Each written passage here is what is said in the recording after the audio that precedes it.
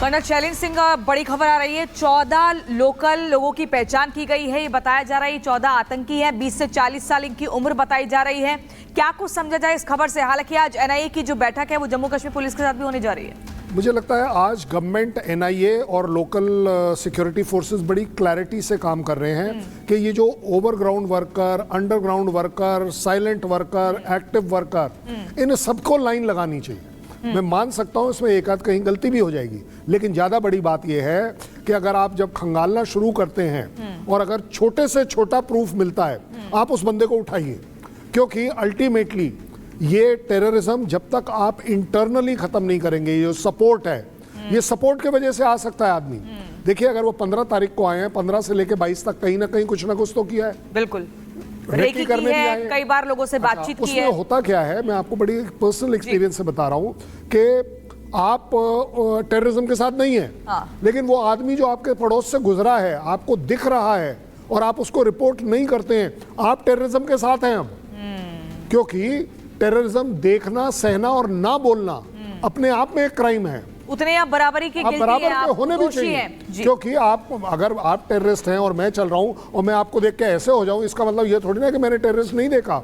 आप, क्योंकि ये जो घोड़े वाले हैं, ये घोड़े वाले बड़ी अच्छी कम्युनिटी है, ऑपरेटर, ये सारे जो है ये सब एक दूसरे को जानते हैं। अगर कोई नया आदमी आता है तो आपको दिखता है और आपका फर्ज बनता है कि आप इसको रिपोर्ट करें। इसलिए मैं कहूंगा कि 14 कम है, आप देखेंगे ये लाइन और बढ़ेगी, ये संख्या और बढ़ेगी, ये 100% बढ़ेगी। लेकिन सर, लगातार इनके बयान भी दर्ज हो रहे हैं, और क्या आपको लग रहा है कि यहीं से कुछ बड़ा सुराग हाथ लगेगा? क्योंकि जांच एजेंसियों को सैटेलाइट के जरिए पता लगा है कि अभी भी आतंकी भारत की सीमा में ही है, वो यहाँ से नहीं गए हैं। ये एक अच्छा इलेक्ट्रॉनिक, प्रियंका, आपको मैं रोक रही हूँ। इस बीच बड़ी खबर आ रही है जहां आपको बताया जम्मू कश्मीर में सुरक्षा एजेंसियों ने बड़ी कार्रवाई कर दी है। जो जानकारी हमें मिल रही है, बड़ी कार्रवाई हुई है सुरक्षा एजेंसियों की तरफ से, लगातार एक्शन जारी है, ये हम देख रहे हैं। और सुरक्षा एजेंसी अलग अलग जगहों पर, देखिए, यहाँ सर्च ऑपरेशन भी चला रही है, जो अभी पिछले कुछ दिनों से हम लगातार देख रहे हैं। और अब जो जानकारी मिल रही है, 100 से ज्यादा संगठनों पर छापेमारी की गई है।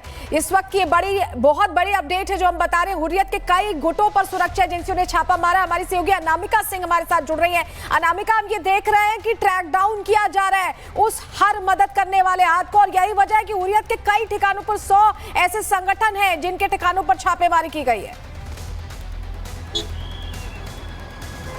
और देखिए, छापेमारी के साथ साथ जो कार्रवाई का दौर है वो चल रहा है। देखिए किस तरीके से यहाँ पे जो सेना के जवान हैं उनकी ओर से सर्च ऑपरेशन चलाया जा रहा है। दिखा दूं मैं आपको काफिला, हालांकि जो मेरी मौजूदगी कुपवाड़ा के टंगडार बॉर्डर के पास में है, जहाँ पे बॉर्डर पे जो चहलकदमी है सिक्योरिटी के फोर्सेस की, वो यहाँ पे ज्यादा तेज दिखाई दे रही है। इसी के साथ साथ बात अगर कुपवाड़ा की करें या अलग अलग जगहों की करें, तो कई इलाके ऐसे हैं जहाँ पे प्रतिबंधित संगठन जो है, जो छोटे छोटे संगठन है यहाँ पर, जो कि कहते हैं कि दरअसल वो जम्मू कश्मीर के युवाओं की भलाई के लिए काम कर रहे हैं, लेकिन इसकी आड़ में वो युवाओं को बरगलाते हैं, फुसलाते हैं और उन्हें ट्रेनिंग देने के लिए पाकिस्तान बॉर्डर तक पहुंचाते हैं। ऐसे लोगों की धरपकड़ यहां पर तेज कर दी गई है। सिक्योरिटी फोर्सेस पीछे भी हैं और कुपवाड़ा के भी कई इलाके ऐसे हैं जहां पर ऐसे घेरेबंदी करके सर्च ऑपरेशन को तेज कर दिया गया है।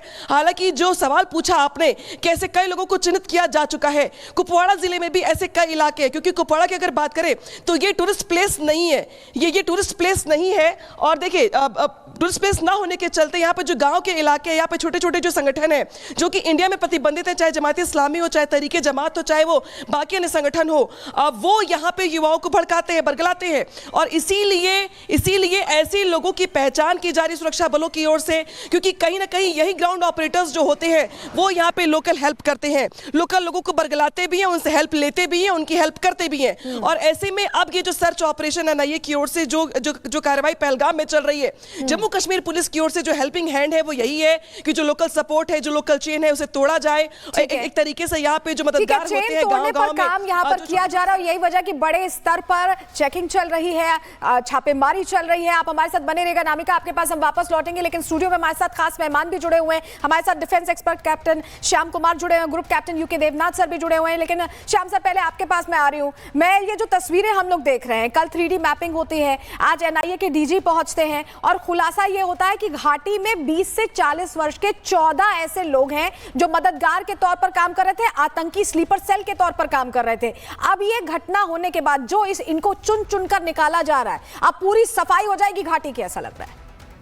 देखिए, जो हमारे नेताओं के बयान आ रहे हैं और प्रधानमंत्री ने जो क्लियर इंगित किया है कि कैसे इस मीनास को टैकल करें। उसमें उन्होंने कहा है कि आइडेंटिफाई, ट्रेस एंड डिस्ट्रॉय। तो उस पार की जो घटनाएं हैं उसको तो हम टैकल कर रहे हैं एक बड़े लेवल पे। इस पार की जो हमारे अंदर की घटनाएं हैं उसको भी टैकल करना है। तो उस हिसाब से उस दिशा में एनआईए टीम वहां पहुंच गई है। और हम अगर कोई बड़ा एक्शन या कोई बड़ा कार्रवाई करने जा रहे हैं तो इंटरनेशनल लॉ में हमें यह भी देखना है कि हम किस तरह से अपने सबूतों को पूरी तरह से रेडी कर लें, और ताकि हमको जरूरत पड़ने पे हम ये कह सकें कि हमने सही कदम उठाया। तो कोई भी कोताही बरत नहीं रही हमारी सरकार, हर तरह के प्रयासों में लगी हुई है। तो इस स्लीपर सेल्स जो वहां पर हैं, ये तो सबको मालूम है कि जब कभी भी इतने दिनों तक लगातार सॉफ्ट ब्लीडिंग पाकिस्तान नहीं कर सकता जबकि उसको लोकल सपोर्ट ना मिले, और वो सस्टेन नहीं कर सकता था टेररिज्म को। तो हमारे लोकल सपोर्ट में कहीं ना कहीं जो व्यवस्था में जो छुपे हुए अभी भी लोग हैं उनको निकाल के पहले उनको खत्म करना है। तो ये जो अभी हमारे डीजी भी गए वहां पे, तो हाईएस्ट लेवल तक हम जाकर और इंटेलिजेंस जितनी भी यूनिट है उनको कोऑर्डिनेट करके, और एलजी ने भी क्लियर डायरेक्टिव दिया है। देखिए, जब ये नदन कमांडर की बात कर रहे थे आप, तो ये नदन कमांडर जो हमारे लेफ्टिनेंट जनरल शर्मा बने हैं, ये गए थे एलजी से मिलने चीफ ऑफ आर्मी स्टाफ के साथ, क्योंकि ये deputy chief of staff strategy थे अभी। तो उस हिसाब से पूरा एक क्लियर पिक्चर दिया गया है, छूट दी गई है इंटेलिजेंस एजेंसीज को कश्मीर में दी गई है, और उसी पर काम होता भी दिखाई दे रहा है। लेकिन पहलगाम आतंकी हमले के बाद भारत के तेवर देखकर पाकिस्तान के पसीने निकल रहे हैं। पाकिस्तान को डर है कि भारत नहीं माना तो पाकिस्तान को मिट्टी में मिलना तय। डरे सहमे पाकिस्तान में सबसे ज्यादा रफाल फाइटर जेट की दहशत है। आखिर बड़ी बड़ी हाकने वाले पाकिस्तान क्यों रफाल के नाम पर सुनकर ही गश खा रहा है, रिपोर्ट के जरिए आपको समझा रहे हैं।